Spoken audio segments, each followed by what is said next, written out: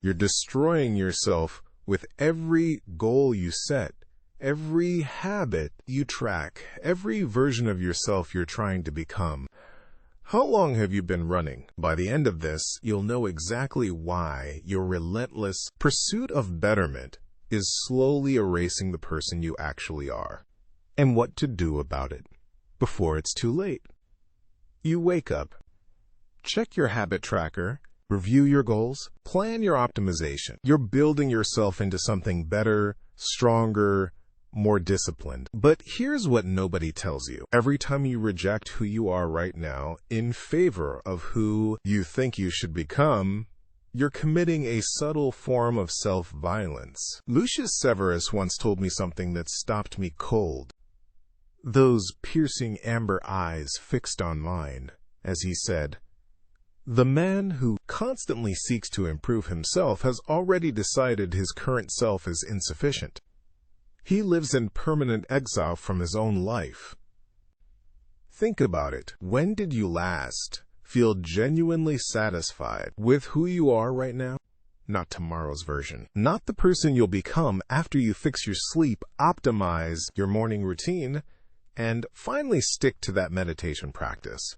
Right now, you can't answer that, can you? Because self-improvement culture has taught you that contentment is laziness, that accepting yourself as you are means giving up. It's convinced you that your natural state is broken and needs constant fixing, so you live in this exhausting cycle, identifying flaws, setting goals, measuring progress, feeling temporarily good about small wins, then finding new flaws to fix. You're not improving yourself. You're slowly editing yourself out of existence. Your authentic self, the one with quirks, inconsistencies, natural rhythms that don't match productivity blogs, gets buried under layers of should be and could be and will be. You become a walking optimization project instead of a human being. Marcus Aurelius understood this trap 20 centuries ago.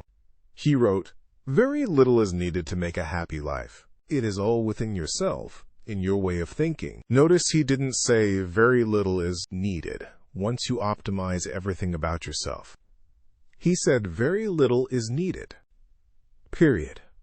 Right now, as you are. The Stoics weren't self-improvement enthusiasts. They were self-acceptance practitioners. Massive difference. Marcus Kane learned this the hard way.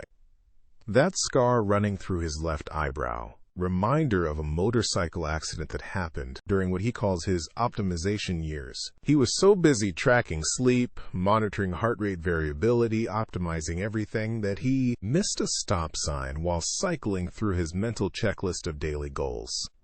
"I was trying so hard to become the perfect version of myself," he told me, "that I stopped paying attention to the actual world around me." That scar saved my life, because it forced me to ask who I was underneath all the improvement projects. The answer surprised him. Underneath all the optimization, he was already enough. Here's the shift the Stoics understood. Instead of asking, "How can I improve myself?" ask, "How can I accept myself so completely that improvement becomes irrelevant?" Seneca put it perfectly. The willing, destiny guides them. The unwilling, destiny drags them. When you fight your natural state, when you constantly try to fix and optimize and improve, you're unwilling. Life drags you. But when you accept who you are, really accept it, you become willing. And willing people don't need to improve. They need to express. Start here. Tomorrow morning, don't check your habit tracker first thing. Don't review your goals. Don't plan your optimization. Just sit with who you are right now for 5 minutes. Notice what comes up. Probably discomfort. Probably the urge to do something productive. That's normal. That's the self-improvement addiction talking. Stay with it. Breathe with it. Ask yourself, what if this person, right here, Now, with all these flaws and inconsistencies, what if this person is actually enough? Not enough as a starting point for improvement, enough as an ending point for acceptance. Then, and only then, if you want to make changes, make them from a place of self-love, not self-rejection. Make them because you're curious about your potential, not because you're ashamed of your present. The most powerful thing about authentic self-acceptance is this. When you stop trying to improve yourself, you naturally start expressing your best self. Not because you have to, because you want to. Because you're no longer fighting yourself. You're flowing with yourself. Marcus Kane discovered something profound after his accident.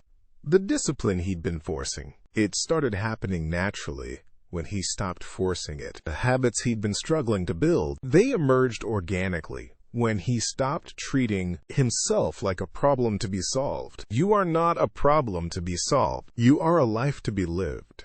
Your quirks aren't bugs to fix. They're features to appreciate.